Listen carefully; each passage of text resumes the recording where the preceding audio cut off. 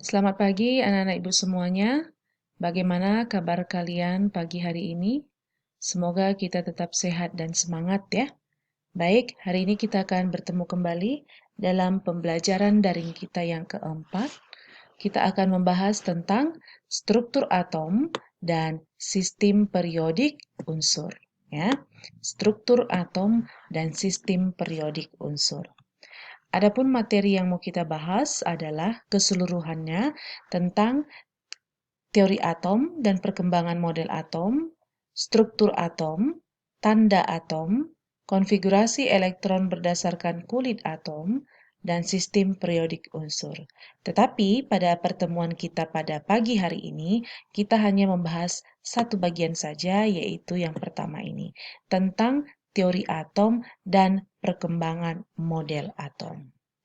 Nah, anak-anak ibu semuanya, adapun tujuan pembelajaran kita adalah menganalisis perkembangan model atom. Nah, sekarang kita mulai saja bagaimana perkembangan model atom dari awal sampai dengan akhirnya. Tapi kamu harus tahu dulu apa yang dimaksud dengan atom, bukan? Iya, atom itu adalah partikel terkecil dari suatu unsur yang tidak bisa kita lihat dengan mata biasa, ya, tetapi harus dengan menggunakan mikroskop. Nah, teori atom ini sangat banyak sekali, ya. Berdasarkan perkembangannya, ada beberapa ilmuwan yang mengemukakan tentang atom. Jadi mulai dari Democritus, Dalton, Thomson, ya, Rutherford, Bohr, dan yang terakhir sekali adalah mekanika kuantum. Kita akan pelajari bersama-sama. Baik, kita mulai dari teori yang pertama sekali yang dimukakan oleh Democritus. Apa yang dikatakan Democritus tentang atom? Bahwa atom itu adalah semua materi tersusun dari partikel kecil yang tidak dapat dibagi lagi, itulah disebut dengan atom atau atomos. Kemudian yang kedua, teori atom Dalton.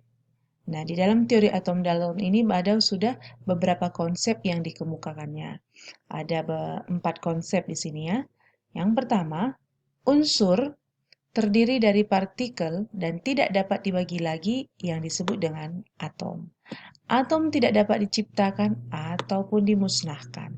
Kemudian atom-atom dari suatu unsur adalah identik. Dan yang terakhir, senyawa terbentuk dari penggabungan atom dari 2 jenis unsur atau lebih dengan perbandingan yang tertentu. Jadi, inilah teori tentang atom menurut Dalton. Selanjutnya kembali muncul teori tentang atom yang berikutnya, yaitu dari J.J. Thomson, ya. Nah, menurut J.J. Thomson, ya, dia menemukan adanya suatu partikel dalam penyusun atom yang kita sebut dengan elektron.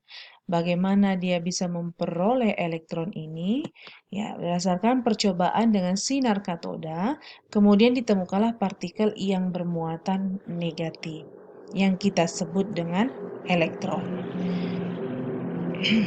Ya. Inilah penggambaran dari struktur atom atau model atom Thomson.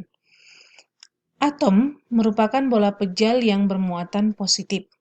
Di dalam atom tersebar elektron seperti kismis dalam roti kismis.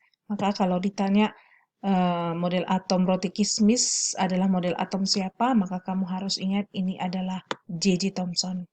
Kemudian, atom tidak bermuatan atau dalam kurung netral. Ya. Selanjutnya kita masuk kepada teori atom Rutherford. Percobaan Rutherford adalah penembakan lempeng emas dengan sinar alfa. Jadi yang kamu lihat di sini ada skemanya. Sumber sinar alfa, kemudian ditembakkan dia ke dalam suatu lembaran tipis logam emas, lalu sinarnya itu akan menyebar.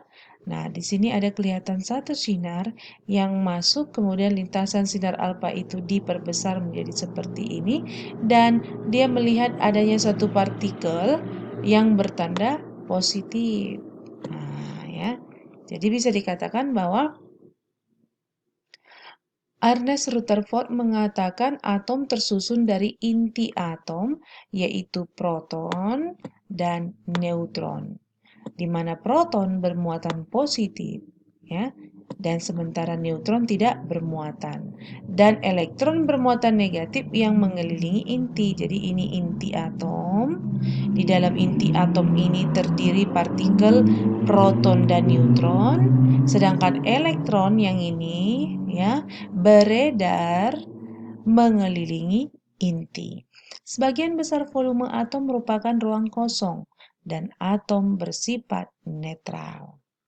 Selanjutnya kita masuk kepada teori atom Bohr. Ya. Nah, menurut Bohr, elektron mengelilingi inti pada lintasan tertentu yang stasioner yang disebut kulit. Tadi kita sudah tahu bahwa di dalam inti atom ini ya ada proton dan ada neutron. Dan di sekitarnya ini beredarlah elektron-elektron. Nah, menurut Bohr, elektron mengelilingi atom pada lintasan tertentu yang kita sebut dengan kulit. Jadi yang mana kulit? Ini kulit. Inilah kulit nomor 1, kulit nomor 2, kulit nomor 3. Maka kalau kita lihat gambarannya, ini dia. Inilah inti atom. Kemudian kulit pertama kita sebut dengan kulit N diberi nomor 1, ternyata beredar 2 elektron. Ya, kulit pertama atau K. Kulit kedua berarti L, sesuai dengan abjad ya. Berarti ini K, udah. Yang ini L, yang ini M. Begitu seterusnya. Kalau masih ada lagi berarti yang berikutnya N. Nah, dan seterusnya. Jadi pada kulit kedua, yang kita sebut dengan kulit L, berapa elektron yang beredar? 1, 2, 3, 4, 5, 6, 7, 8. Ada 8 elektron. Udah? Dan sementara kulit ketiga, yang kita sebut dengan kulit M, yang ini, beredar 18. Ya, coba kamu hitung sendiri. Ya. Ini keseluruhan yang bulatan hitam itu ada berapa elektron yang beredar? Iya, ada 18. Dan kemudian tambahannya lagi bahwa Bohr mengatakan elektron itu dapat berpindah lintasan apabila menyerap atau memancarkan energi. Selanjutnya yang terakhir adalah perkembangan model atom mekanika kuantum, dan ini adalah perkembangan model atom yang terakhir. Nah, siapa yang menemukannya? Schrödinger. Jadi Schrödinger memperhitungkan dualisme sifat elektron, yaitu sebagai partikel dan sebagai gelombang. Nah, ini dia, bahwa atom itu mempunyai dualisme sifat elektron, yaitu partikel dan gelombang. Temuan Schrödinger memungkinkan kita untuk menentukan struktur elektron atom, baik yang berelektron tunggal maupun yang berelektron banyak. Nah, bagaimana penggambarannya? Ya, jadi menurut teori mekanika kuantum, untuk menyatakan tempat kedudukan elektron diperlukan 4 bilangan kuantum. Nah, 4 bilangan kuantum. Nah, yang nantinya kita juga pelajari pada bab ini. Apa itu keempat bilangan kuantum? Ada kita sebut dengan kuantum utama yang disimbolkan dengan N, kemudian kuantum azimut yang disimbolkan dengan L, kemudian bilangan kuantum magnetik yang kita simbolkan dengan M, dan yang terakhir spin yang kita simbolkan dengan S. Baiklah anak-anak ibu semuanya, pada hari ini materi kita cukup hanya sampai kepada perkembangan model atom. Nah, untuk penugasan minggu ini tidak ada ibu buat, kamu lanjutkan saja penugasan minggu yang lalu. Ya, baik anak-anak ibu semuanya, sampai di sini. Sekian dan terima kasih. Tetap sehat dan semangat. Selamat pagi.